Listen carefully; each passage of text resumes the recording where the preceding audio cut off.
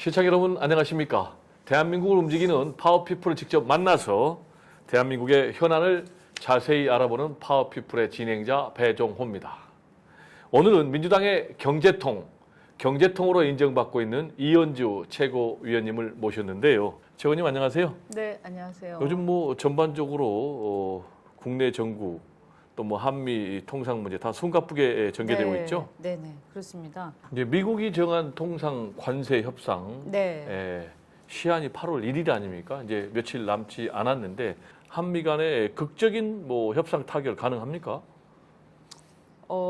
그것이 꼭 8월 1일까지 딱 될지 아니면 조금 더 기한을 좀 두면서 유예할지. 할지 그것은 만약에 서로 간에 대화를 하다가 이것이 뭔가 좀 더 시간이 필요하고 우리가 더 심도 깊은 논의를 해야겠다. 네. 이렇게 하면 상호 간에 며칠 더 할 수도 있는 거죠. 얼마든지. 그것은 이제 미국한테 달려 있다고 보는데요. 네. 조현 외교부 장관이 다음 주에 루비오 국무장관하고 회담을 추진하고 있다라고 네. 하는데 방위비 문제 그다음에 이 우리가 패키지로 제한할 수 있는 국방비. 국방비라든가 그다음에 예를 들어서 다른 어떤 패키지 또 조선 협력이라든가 이런 것들을 얘기하지 않겠냐 하는 짐작을 해봅니다. 네. 그래서 이런 것들에서 이제 패키지 딜을 하겠다라고 한 거잖아요. 그래서 이게 지금 관세 협상만 가지고 얘기를 하자면 그러면 미국은 이거잖아요. 니네 그러니까 흑자를 줄여라 이런 거잖아요. 그럼 흑자를 줄인다는 것은 한국이 미국에 수출하는 것을 줄이고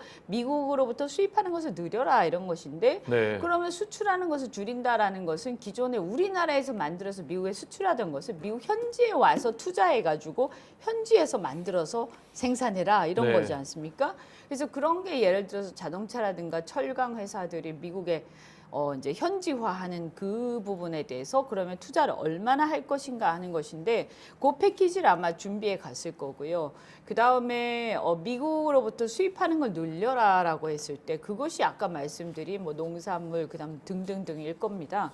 그런데 그 중에서 사실 우리가 수입을 더 많이 할 수 있는 것은 사실 한계가 있어요. 네. 농산물과 쌀 같은 경우에는 우리가 양보할 수 없는 선이라는 게 있는 거고요. 또 사실 그것을 뭔가 우리가 더 수입한다고 해서 그게 얼마 되지도 않아요. 그게 엄청난 우리가 생각하는 지금 이런 그 거대한 무역 흑자 이게 대개는 이제 자동차라는 공산품에서 나오는 건데 이런 것들을 커버할 만큼 어마어마한 그런 금액이 아니다. 그리고 또 이것은 우리가 양보할 수 없는 선이라는 게 있다. 우리 식량 안보라는 측면과 우리 국민의 정서적 측면에서 그래서 그러면 이걸 빼고 그러면 확실하게 우리가 뭔가 할 수 있는 게 뭐가 있겠느냐라고 했을 때 일단 어쨌든 저는 어느 정도 방위비 협상에서 우리가 간접 비용을 상당히 좀 이렇게 늘려서 간접 비용 부분에서라도 방위비 부분에 우리가 자주 국방을 위해서 우리 스스로 국방비를 부담한다라는 것들이 좀 필요할 거라고 봅니다. 네, 아까 그래서, 이제 패키지 딜과 관련해서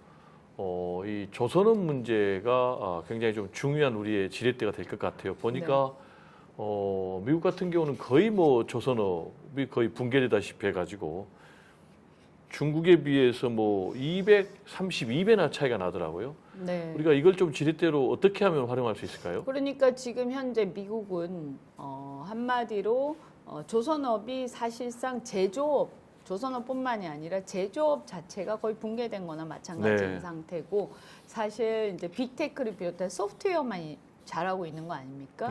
그다음 금융이라든가 이런 쪽으로요. 서비스 산업. 그래서 이제 조선이 왜 중요하냐? 군함을 만들어야 되잖아요. 그리고 이제 전쟁을 수행을 하려면 군함을 만들어야 되고 군함을 수리해야 되는데 조선업을 할 수가 없으면 군함을 못 만드는 거죠. 근데 자국의 군함을 예를 들어서 미국 입장에서 보면 가장 조선업이 전 세계에서 지금 가장 G1인 국가가 중국이에요. 그다음에 G2가 한국인데 조선업에서 중국이 한 전 세계 점유율의 아마 한 60% 정도 네. 차지하는 걸로 알고 있고 한국이 한 20몇 %, 거의 30% 가까이. 네. 그다음에 일본이 그 외에 이렇게 한 자릿수 정도 차지하고 있는데 뭐 중국도 높으면 한 70%까지 보입니다만 양으로 따지면 그렇지만 기술적으로 보면 우리나라 조선업이 쇠빙선이나 이런 어떤 LNG 선박 이런 아주 고도의 기술력이 필요한 첨단 선박에서 우리나라를 못 당하거든요. 네. 그럼 이렇게 봤을 때 미국이 군함을 못 만들면 지금 어떤 유사시에 군함을 못 만든다는 게 말이 됩니까? 그죠? 네, 바다를 장악할 수 없는 거죠. 그럼 만약에 무슨 일이 생기면 이게 만약에 그 군함이 지금 있는 군함이 만약에 문제가 생기면 미국까지 가서 그 군함 만들어 오거나 수리해서 와야 되는데 그거 자체도 또 생산성이 떨어지고 미국이 이제 예를 들어서 이런 거예요. 우리나라 같으면 한 도크에서 선박을 만드는데 보통 한 1년에 한 30척은 충분히 거뜬히 만들거든요. 네. 그런데 미국은 한 도크의 선박을 보통 뭐 크기에 따라 좀 다르긴 합니다만 한두 척 겨우 만듭니다. 네. 그러니까 얼마나 이게 생산성이 차이가 나는지 알 수가 있죠. 그래서 지금 미국 입장에서는 이 선박을 특히 군함이나 수송선을 다른 이제 중국한테 맡길 수는 없기 때문에 한국의 도움이 필수적으로 필요한 것이죠. 일본만 해도 규모가 좀 적거든요. 그래서 이런 것, 그러니까 트럼프는 장사꾼이기 때문에 영업맨이잖아요. 그래서 비즈니스맨 특유의 거래가 필요하다. 그래서 그쪽이 반드시 필요로 하고 절실하게 필요한 것을 우리가 매우 아주 그쪽 입맛에 딱 맞게 제공을 했을 때 이게 확 눈에 들어오겠죠. 그래서 다른 것들은 사실은 그쪽이 요구하는 것이 많지만 그리고 어떤 것들은 우리가 일부 또 좀 이렇게 협상을 통해서 또 뭐 조금 이렇게 양보하거나 또 또는 이제 버티거나 해야 되는 게 있겠지만 그것이 전체 틀을 바꾸거나 우리가 미국의 태도를 크게 바꾸기는 어렵다고 저는 봅니다. 네. 그래서 이것을 트럼프가 정말 한국한테 큰 메리트를 주더라도 프리미엄을 주더라도 내가 한국하고 딜해야겠다라는 생각이 들 정도의 어떤 그 딜을 할 수 있는 가장 큰 무기는 저는 조선업이라고 생각하는 거죠. 네. 지금 당장 미국은 5, 60년 된 선박밖에 없는데 네. 지금 당장 미국이 이번에도 어쨌든 이란이라든가 이런 쪽에서 호르무즈 해협 때문에 굉장히 곤혹스러웠지 않습니까? 그런데 곧 뭐 또 대만 해협 얘기도 있단 말이에요. 그러면 대만 해협에서 어떤 문제가 생겼을 때 과연 미국은 군함이나 수송선들을 어떻게 조달하고 어떻게 유지보수할 것이냐라고 했을 때 답이 없는 거죠. 물론 일본이 있고 싱가포르이 있습니다만 그래서 한국하고 어떤 안정적인 조선업 또는 MRO 이런 협정 같은 걸 맺어야 되고요. 미국 입장에서는 우리가 얼만큼 자신들이 확신을 가지고 자기들의 군함 그러니까 군수 산업을 한국에다가 믿고 맡길 정도의 패키지를 자신들한테 만들어서 제공하냐 그 프레임워크를 제공하느냐를 보고 네. 아마 우리에 대한 태도가 상당히 많이 좌우될 것이다라고 저는 생각합니다. 네. 우리 이현주 최고위원께서는 이제 민주당의 경제통이고 또 뭐 미국의 사정도 이렇게 잘 해박하게 알고 계시니까 대미 특사단에 포함이 되셔서 미국에 특사로 파견되셨으면 이런 문제를 잘 조율할 수 있을 텐데 당초에는 대미 특사단에 포함이 됐다가 왜 빠지게 됐죠? 네. 제가 이제 이번에 사실 특사단에 저랑 같이 김종인 위원장이 네. 포함이 된 거예요. 근데 그분이 뭐 제 개인을 얘기해서 뭐 그분한테 개인적인 감정이 있거나 그런 건 아닙니다만 우리 당에서 굉장히 많은 분들이 네. 이거는 윤석열 정권의 어떤 탄생의 주역이고 또 한편으로는 그렇게 해서 이 내란까지 오게 된 거 아니냐. 네. 네, 그러면 책임을 물어야 할 대상인데 이게 무슨 갑자기 뚱딴지 같은. 그리고 또 하나가 이제 이 어떤 특검의 수사 대상에 지금 선상에 올라와 있는데 그렇군요. 이런 것도 부적절하다. 이런 항의들이 있었고 나라를 걱정하는 많은 분들이 저한테 전달을 좀 해달라고 했어요. 그 네. 취지를. 그래서 그 우려를 전달을 이제 했는데 그 우려가 전달이 되고 나니까 이제 이분이 되게 또 이제 굉장히 굉장히 반발하시잖아요. 그러다 보니까 뭐 아무래도 그렇게 이제 얘기를 처음부터 안 했으면 모르겠는데 이제 반발하는 과정에서는 또 누군가가 어쨌든 뭔가 책임을 지고 또 뭔가 그런 모습을 보여야 좀 이렇게 누그러지지 않겠습니까? 그래서 제가 일종의 뭐 농계가 된 거죠. 네, 그렇게 그렇군요. 농계가 된 셈입니다. 네, 그래서 참 안타깝고요. 네, 뭐 어쨌든 뭐, 나라를 위해서. 그러니까요. 네. 자, 그렇다면 네. 가정법으로 본인이 이 대미 특사단에 포함이 돼서 미국에 갔다. 그럼 내가 이 메시지, 이 전략은 내가 꼭 하고 싶었다라는 내용이 있을 텐데요. 네. 그러니까 만약에 갔으면 네. 근데 이제 사실 특사가 할 수 있는 게 많지는 않지만 저는 한 3가지 정도는 세 제가 가지. 꼭 하겠다라고 생각했었어요. 네, 그래서 첫째는 아까 조선어 프레임워크. 네, 이것을 제가 그쪽의 군 관계자들이나 군 쪽 그러니까 국방 이제 고위급들에게 꼭 설명을 하겠다. 네, 왜냐하면 이제 저희가 또 제가 지금은 안 하시지만 저희 집안이 또 조선 되게 오, 오랫동안 그래서 제가 그러시군요. 나름대로 좀 잘 압니다. 네, 집안이 조선업 전문가다. 네. 그래서 지금은 안 합니다. 네. 지금 전혀 이해관계가 없는데 네, 두 번째로는 그다음에 두 번째는 뭐냐면 그래서 그런 것을 포함해서 우리가 사실은 되게 좀 우습게 생각할 수도 있는데 우리는 한국의 첨단 제조업은 세계 최고라고 저는 생각합니다. 네. 종합적으로 봤을 네. 때 그게 왜 그러냐?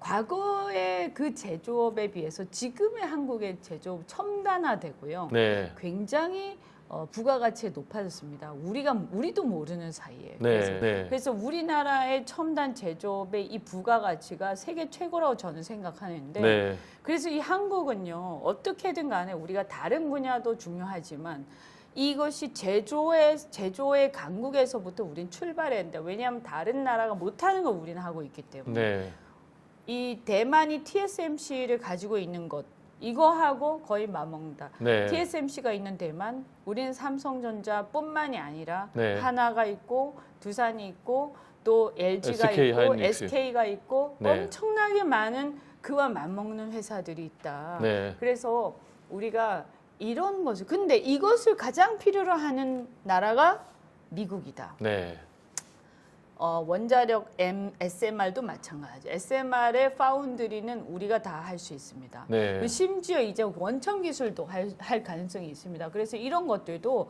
우리가 미국하고 미국이 정말 원하는 거 제조업 부활인데 한국의 도움 없이 할 수 있느냐? 과연? 네. 그래서 이런 것을 이런 산업 구조의 보완적 측면을 서로 결합하게 되면 우리는 정말 전 세계의 어떤 예를 들면 제조 AI나 이런 것들을 가지고 미국의 AI 소프트웨어 측면에서 미국의 AI 기술력과 우리의 제조 노하우와 또 이런 것들을 다 결합하면 세계의 어떤 최고의 어떤 AI 대전환을 만들 수 있다고 저는 확신하죠. 네. 그래서 이것을 우리는 이제 단순한 군사 동맹이 아니라 산업 전략 동맹으로 발전시켜야 된다. 그러면 네. 한국의 제조업이 몰락하는 것은 너희들한테 그렇게 바람직한 게 아니다. 왜냐하면 우리가 생태계가 없어지면 우리가 당신들을 도울 수 없기 때문에 이것을 설득해야 됩니다. 네, 그다음에 세 번째는 뭐냐 하면 그 온라인 플랫폼 네, 규제에 관련된 부분들인데 이걸 미국이 굉장히 강하게 반발하고 네. 다 철회하기를 바라거든요. 네, 근데 이런 부분에 있어서 우리가 왜 이것을 하고자 하는지 그럼 우리가 이 법안들을 만약에 철회한다고 하더라도 우리는 그럼 어떠한 대안을 갖고 있는지 그러면 제가 만약에 그것을 미국 의원들이나 미국의 관계자들하고 얘기를 했을 때 우리는 국회에서 어떤 대안을 가지고 가겠다. 대신에 너희가 걱정하는 이런 것은 우리는 분명하게 이 문제가 일어나지 않도록 법안을 갖다가 수정하든 철회를 하든 대안을 가지고 다시 대체를 하든 하겠다라는 얘기를 저는 할 수 있다고 생각해요. 그렇군요. 그리고 최근에 가장 큰 이슈로 부각을 했었죠. 강선우 여가부 장관 결국 이제 자진 사퇴로 끝났는데 결과적으로 잘 된 겁니까? 사실은 가장 좋은 건 저희 입장에서는 네. 그냥 무난하게 잘 진행이 돼서 네. 네, 임명까지 가는 네. 게 가장 우리가 생각할 때 네. 잘 진행된 건데 불행히도 그렇게 진행이 되지 않았고요. 처음에 약간 문제가 불거질 때 네. 그때 이렇게 그냥 빨리 이렇게 잘 수습하고 갔으면 좋았을 텐데 이게 굉장히 일파만파되면서 프레임이 설정돼 버렸지 않습니까? 네. 그래서 어쨌든 아쉬운 부분은 있습니다만 최악의 경우는 면했다라는 생각에서 어쨌든 뭐 그나마 뭐 그렇게 심사숙고해서 결정한 거 아닌가 하고 생각합니다. 네, 지지율 하락이 다시 반등으로 이어질지 좀 지켜봐야 될 것 같고요. 다들 이제 대통령의 장관 후보자 인사에 대해서 민주당 지도부들이 좀 눈치를 봤다고 보여져요. 쉬쉬만 하고.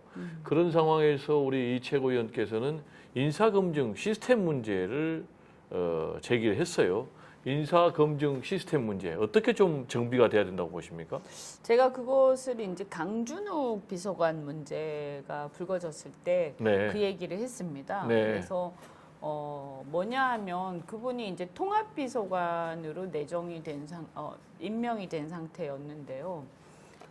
그러니까 저는 어떤 인사든 간에 공직의 인사는 원칙이 있어야 된다고 원칙. 생각합니다. 그러면 그 원칙을 다소 공개적으로 저는 천명할 필요가 있다라고 네. 생각하고요. 그래서 그 원칙에 입각해서 일관되게 할 필요가 있다. 그런데 때마다 예를 들어서 후보자마다 다른 기준을 적용한다거나 이런 원칙이 천명되지 않고 그냥 진행되게 되면 어떻게 보면 잘못하면 이렇게 그 기준이 없는 것처럼 보일 수가 있고요. 아니면 또는 이제 약간 그 어떤 여론에 따라서 이렇게 왔다 갔다 하는 것으로 잘못 비칠 수가 있어요. 그래서 어떻게 해야 된다고 저는 보냐면 기본적으로 어떤 이 기준이 명확해야 된다. 그래서 그 영역마다 나름대로 이제 공통된 기준, 그 다음에 그 해당되는 분야별로 특별한 기준. 이런 것을 좀 갖고 이것을 미리 제시하는 게 좋겠다는 생각이 들고요. 그래서 제가 예를 들어서 강준호 비서관 같은 경우에 뭐라고 얘기를 했었냐면 통합비서관이지 않습니까? 그러면 뭐 이렇게 우리가 공통된 기준, 일반적으로 우리가 고위공직에 해당되는 기준은 변론으로 하더라도 통합비서관이라는 측면에서 봤을 때 통합이라는 것이 무엇이라고 생각하는지를 먼저 얘기하고 그것에 기해서 쭉 얘기를 해야 되는, 쭉 그 인사도 하고 설명도 하고 할 수 있어야 되는 거죠. 네. 네, 헌법적 가치나 질서가 반하는데 그것이 통합의 대상이다. 그러면 윤석열도 통합의 대상이 될 수 있습니까? 이렇게 이상한 네. 상황이 돼버리거든요. 네. 그리고 민주당 전당대회 얘기 좀 해볼까요? 당초에는 좀 팽팽하게 갈 거다. 이렇게 예상을 했는데 현재 진행되는 양태를 보면 정청래 후보자가 압도적으로 지금 리드를 하고 있는 그런 상황인데 어떻습니까? 이런 상태가 계속 될까요? 아니면 무슨 변수가 있을까요? 그 참 예상하기 힘들어요. 왜 그러죠? 또 그 사실은 이제 지금 겨우 10% 정도인데 그러나 어쨌든 10%의 그 개표 결과는 이제 정청래 후보한테 좀 유리했죠. 그래서 그런 이제 좀 사람들이 이제 예측을 그렇게 하시는 분들도 있고요. 아니면 또 그것이 또 어떤 반전의 어떤 계기가 된다라고 얘기하시는 분들도 있어서 네. 저희는 이제 결과는 예측하기 좀 어렵습니다. 네. 그래서 국회의원이나 지역위원장들의 또 이런 심리나 어떤 지지 이런 것도 중요하지만 어떻든 간에 두 분께서는 지금 내년에 선수로 뛸 생각을 하고 있는 지방 선거에 출마하려고 준비하는 사람들의 그 표심을 잡는 게 되게 중요한 것 같다. 이런 네. 생각은 듭니다. 네. 네. 그리고 지금 정청래 후보자 같은 경우는 싸우는 당대표, 파이터, 이걸 이제 강조하고 있지 않습니까? 그러면서 국민의힘 내란 정당이다. 그래서 해산하겠다라는 강력한 메시지를 내세우고 있는데 당대표가 되면 정말로 국민의힘 해산시켜버릴까요? 뭐 당대표가 되면 바로 그렇게 하겠습니까? 네. 그러나 그런 정도로 어떤 각오를 한다 이런 거랑 그다음에 이제 상황에 따라서 그런 내란 정당, 그러니까 위헌 정당 해산 이런 것도 얼마든지 난 추진할 수 있다. 이런 추진할 수 있다. 가능성 또는 여지를 얘기하신 거겠죠. 네. 네. 그리고 또 박찬대 후보자도 지금 최근에 들어와서 강성의 깃발을 들고 있어요. 그냥 이제 전당대회를 하면요, 저도 최고위원 선거를 해봤는데 갈수록 강성이 돼갑니다. 왜냐하면 당원들이 투표권자라서. 그렇죠. 그래서 이제 국민의힘 소속 의원 45명 체포영장 집행할 때 뭐 몰려가 가지고 반대했던 방탄했던 이 사람들 다 제명해버리겠다. 그래서 제명 척구 결의안을 냈다고 하는데 그러면 박찬대 후보자가 당 대표가 되면 이 45명 제명 현실화될 수 있습니까? 일단 결의안을 냈으니까 네. 추진하겠죠. 아, 네, 그렇군요. 추진은 할 거예요. 네. 그러니까 뭐 아까 제가 저기 정청래 의원 그것도 그렇지만 네. 두 분 다 추진을 하실 겁니다. 그런데 네. 그것이 진짜 막 죽어라고 관철을 시킬 것이냐, 네. 무슨 정치적 상황에 따라서 조금 다를 수도 있을 것이다. 네, 그렇군요. 네, 약간의 어떤 플러스 이렇게 전당대회를 하면 좀 더 세진다. 이거 감안하셔야 될 것 같습니다. 네. 자, 경제 문제 좀 얘기를 해볼까요? 네. 우리 이제 최고위원께서는 민주당 경제통인데 그래서 보니까 민주당 미래경제성장 전략위원장도 하고 계시고 또 AI 강국위원회 AX 분과장도 맡고 있는데 이재명 정부 경제정책 큰 방향 어디로 가야 된다고 생각하십니까? 지금 가장 당면한 문제는 어쨌든 관세 문제입니다. 관세 문제. 네, 이제 네. 넉넉하진 않습니다만 우선 그래도 이제 특히 상호 관세 25% 이것도 중요하지만 저 품목 관세가 중요하다. 네. 그래서 우리의 주력 수출 품목인 자동차, 철강 또 그다음에 그 반도체 네. 그리고 앞으로 또 우리가 상당히 잠재력이 있는 바이오 분야 네. 이런 쪽에 이제 관세가 높아지는 것이 우리 입장에서 보면 우리의 잠재력 있는 이제 우리 경제를 주도하는 큰 기업들의 어떤 기세를 꺾는 상황이 올 수가 있거든요. 사실 우리 같은 경우에는 우리나라 안에서 내수만 가지고 제조업을 영위하거나 이렇게 하기에는 굉장히 어려운 게 현실이기 때문에요.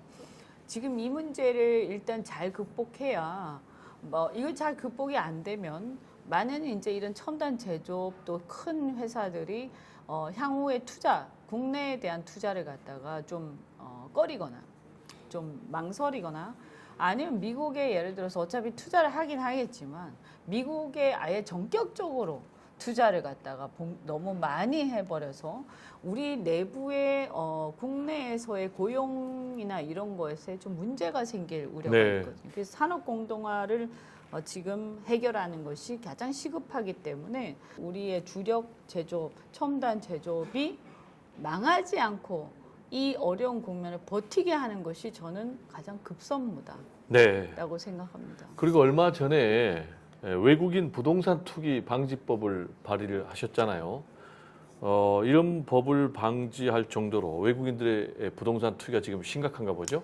얼마 전에 이제 6억 우리가 DSR 그거 하면서 네. 대출 규제 했었잖아요. 네, 그렇죠. 네, 대출 규제를 할 때 사실은 외국인들의 부동산 매입이 굉장히 좀 늘어나고 있다. 이런 네. 이제 기사들이 있었죠.